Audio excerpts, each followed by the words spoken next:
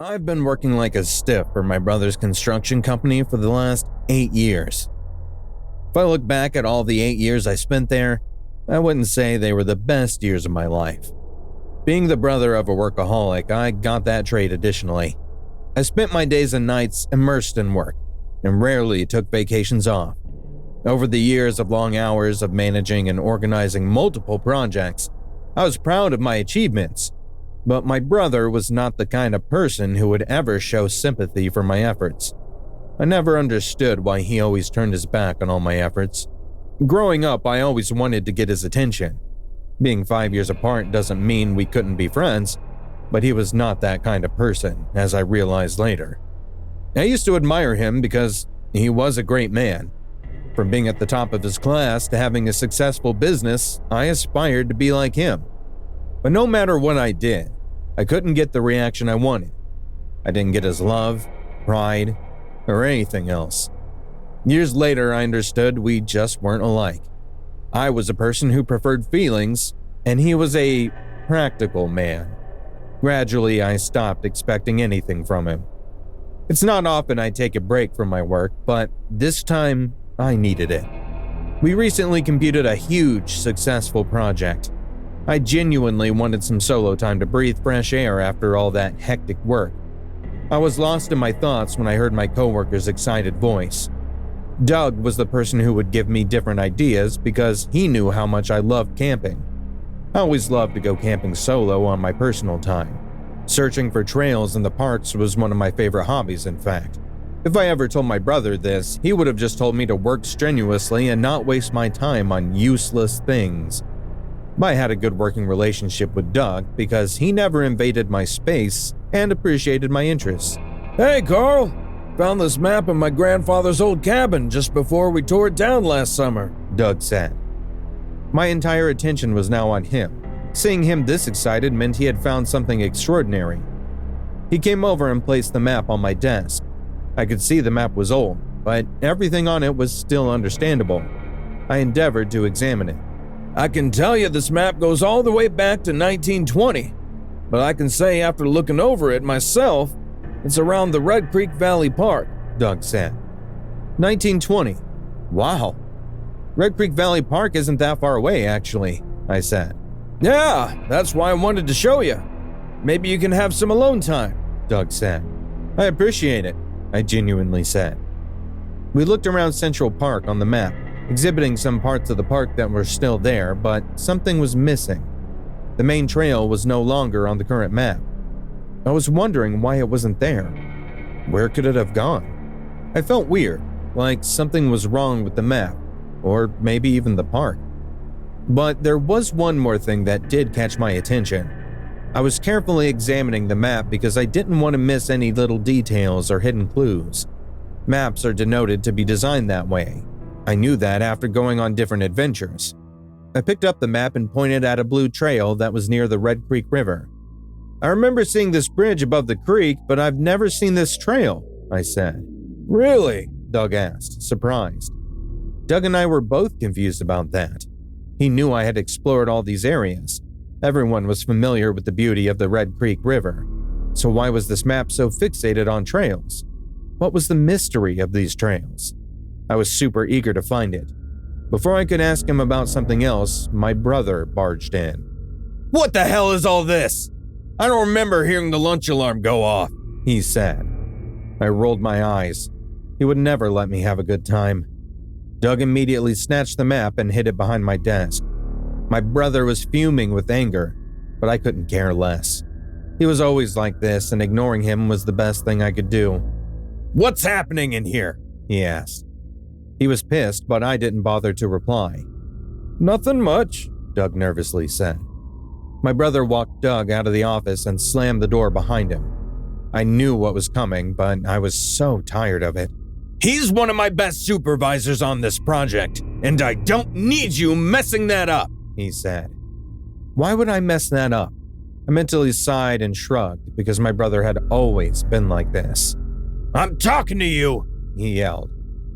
As much as I disliked his behavior, he still was my brother. I could never disrespect him, but I was irate, just like him. So trying not to lash out, I pulled out my backpack from the closet. "What are you doing?" he asked. "I don't think I can take any more of your bullying, so I need a break from all this," I yelled back. "What the hell?" he said, but I didn't say anything further. He watched me walk out of the office as he poked his head out the door. "Yeah, you know what? You should take off a few weeks and then cool the hell off, you brat!" he shouted. I ignored it and walked towards my car. As soon as I got home, I packed up my camping gear. I really needed some time away from work, but I was more interested in the trails. So I loaded up my truck and decided to take the 4-hour drive up to Red Creek River. I wanted to leave home before my brother could come and bombard me with questions. I was sure at least the river would help me take my mind off things, and I could enjoy an adventurous vacation after a long time. If only I knew the journey was going to change my life. The ride to the park was going peacefully. I was humming to my favorite playlist while the nice sunny weather made me smile. Minute by minute ticked by to my destination, and my excitement was at its peak. I was just an hour away from the park when I came across 2 guys on the side of the road changing a tire. I pulled over and decided to help them out. "Hey fellas, I see your car broke down. Everything okay?" I asked. Both of them turned towards me and smiled. One of the guys walked over to the car. "No, we're not. We got the tire on, but my friend Jake forgot to top off the oil just before we left," he said and pointed towards his friend, who smiled embarrassed. "Oh, I see. Where are you both headed to?" I asked them. "We're going over to Red Creek Park," the guy said. "Great, me too. I could give you a ride if you like," I said. "That would be really helpful," the other one, Jake, yelled. They both packed up their gear, and we were headed off to the park. The 1 hour with them passed by quickly. Both of them were hysterical and super nice. I realized the first one I spoke with, Steve, was a lot like me, always ready for adventure. As soon as we made it to the park, we all quickly got our gear out from the car. "Thanks for your help, man," Steve said. "No problem.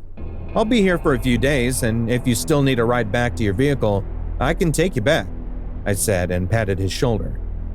They were both checking on their gear just before they could walk away. I pulled out my map and wondered where I should start on my journey. Steve noticed the creek's red bridge on the map just by looking over my shoulder. His eyes filled with glint and excitement. "Hey, I've seen that bridge before when I was up here with my father as a kid," Steve said. He walked over as I handed him the map. He examined it and pointed at the trail. "I hope you're not trying to find this trail, are you?" Steve asked. I looked him up and down. Jake was also looking at him dumbfounded. "Why, yeah, that's why I'm here, trying to find the hidden trail," I said. "I've just heard unpleasant rumors about it, but who cares?" Steve said. Jake walked over and grabbed a bag and then walked towards me. "Hey, we've been all through this park, and to be honest, I'm kind of bored. So I guess, if you don't mind, could we tag along with you? You don't mind, do you?" Jake asked. I felt happy as I could enjoy adventure with some friends for the first time, as I had always done it alone. "Sure, I don't mind," I said. "We're gonna have so much fun!" Steve yelled, and we laughed together. As it was starting to get dark, we pitched our tent and set things up for the next morning. It felt like something big was going to happen. I watched the map, sitting down at night and wondering what could be the reason for that hidden trail. I looked towards the scenery around me, and the beauty of the river left me awestruck. But its beauty was inviting me to discover something. Because why was the trail so important that it had to be secured on a map? It's been a century, and nobody found out about it. There were so many questions running through my head. I slept with the determination that I was going to find the answers tomorrow. The next day, we got up and had a fresh start. We relished breakfast together. I didn't understand how quickly we clicked, but I was happy about it. And after that, we went to the bridge. I pulled up the map as Jake pulled out his binoculars. "Oh, the trees," Steve said. "What?" I asked him. He gave me the binoculars. I looked at the old trees, some of which were broken. "The broken trees were utilized as trail signs," he explained to me as I was confused. He had already spotted broken trees where the old walking trails once stood. I was amazed by his intelligence, but my attention was pulled towards Jake. He ran out to the other side of the bridge and jumped down into the river, almost falling in. I froze, but when I realized what he had done, I screamed in horror. "What the hell are you doing?" I yelled. "Oh, this." Jake sheepishly chuckled. I looked towards Steve, who was unbothered, like it was something usual. Steve pulled out his bottle of water and handed it to me. "My buddy Jake's a great tracker, so I hope you're ready for this wild adventure we're about to encounter." "Let's go," he said. "Tracker," I whispered, looking towards Jack, who gave me a thumbs up. "Man, you almost gave me a heart attack," I said. "Sorry," he said, winking. "Come on! I'm so excited!" Steve yelled as he was using his binoculars to find clues. I shook my head, knowing it was going to be a long journey. Already 30 minutes into this old trail, we came across this big, immense tree hanging over the old trail.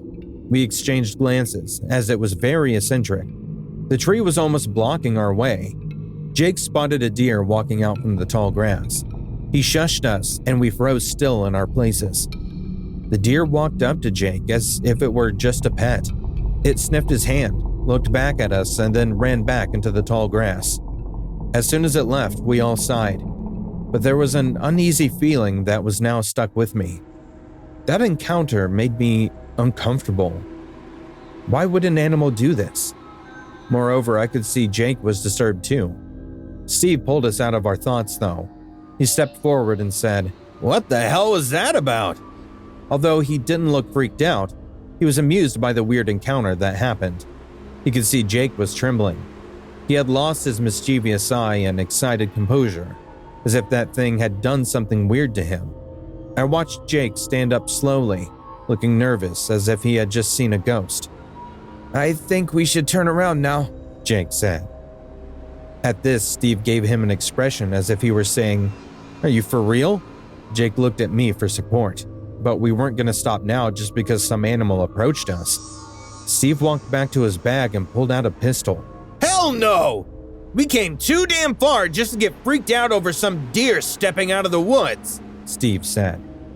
"He has a point," I said.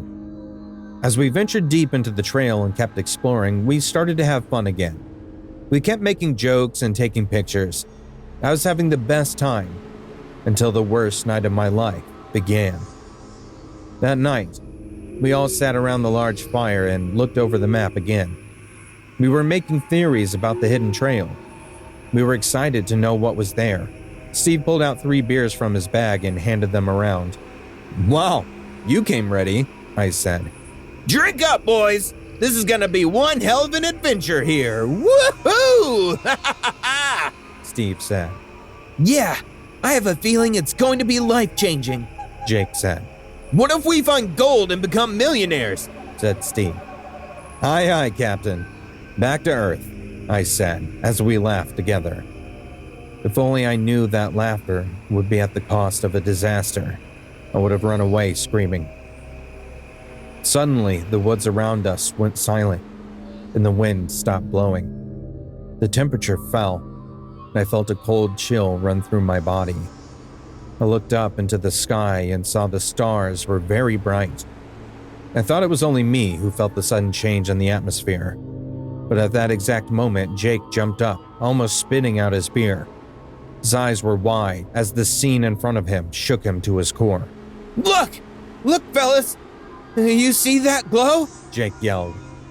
Steve and I looked in the direction he was pointing. "What the heck is that thing?" I whispered. We all stood up as we watched a dark fog creep out from the forest, covering the ground. It was like something was enveloping the whole forest within it, separating it from the world. It had made the park seem as if it didn't even exist in this world. We noticed a large blue ball hovering through the forest. Was this really happening? Or was I just dreaming? I was terrified, questioning my existence. Was I imagining it all?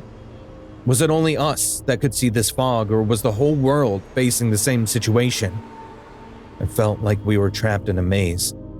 I was still processing the situation when Steve pulled out his pistol.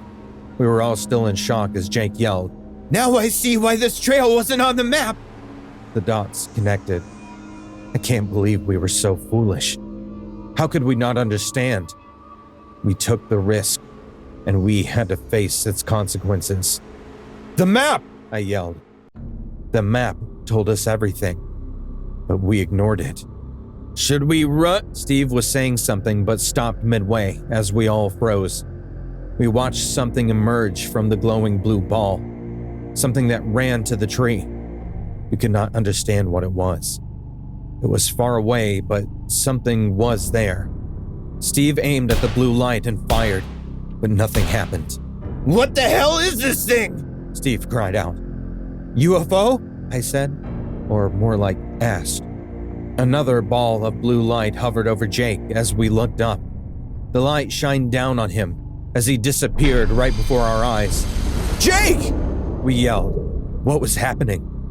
Was it some kind of supernatural ability? What even was that? I was losing my mind, but I realized that if I wanted to live, I had to run away. I took off running, leaving Steve to defend himself, as I could hear him firing again at the light. What the hell do you want from us? Steve yelled. Steve, come on! I yelled, but he wasn't listening. His anger and temper got the best of him. I just made it back to my truck, and I noticed I couldn't find my keys. The fog was starting to creep through the tree line. My hands were shaking. I tried to check my bags, my pockets, but it was all in vain. Gosh, where are the keys? I yelled. I tried to assure myself that maybe I left it in the truck.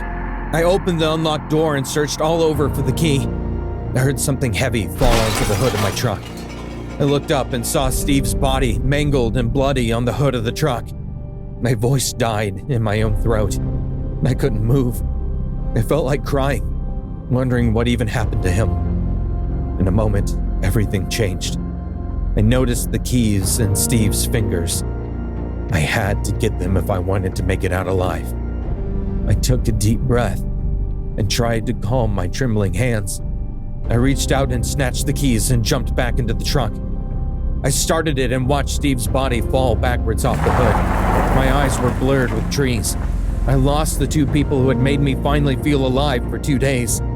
Why me? The question was running through my head.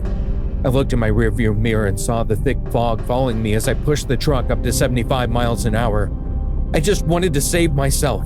I thought if I could just make it out of the park, I could make it home. I pushed on with the truck, not noticing anything. The tears kept falling from my eyes as I watched the fog roll on behind me. It was closing in to engulf me. I felt like my heart would burst out of my chest. But what surprised me even more, I saw a large ship coming out of the clouds and hovering over the park. How? Where was the ship coming from? What was happening? I didn't know anything. I did not know where I was headed to. But I knew this was just the beginning.